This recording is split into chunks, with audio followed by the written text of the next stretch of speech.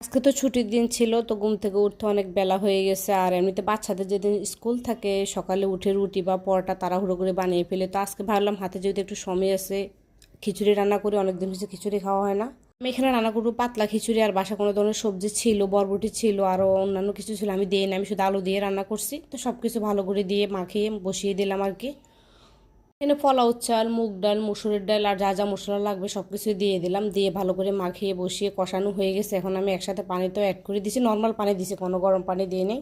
খিচুড়ি তো আর এমনিতে খাওয়া যাবে না, যেহেতু খাবো একটু মজা করে খেয়ে, ভাবলাম একটু ভর্তাও করে নিই।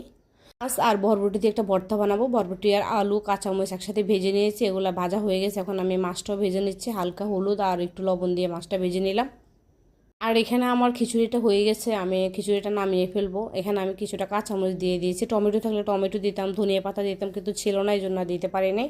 কিছুটা অ্যাড করে দেবো আমি ভাজা জিরার গুঁড়া আর কি। আর দিব হচ্ছে গিয়ে স্পেশালিটি, যেটা খিচুড়িতে মানে না দিলে ভালো লাগে না একবারে, সেটা হচ্ছে ঘি। ঘি না দিলে খিচুড়ি আমার কাছে মজা লাগে না।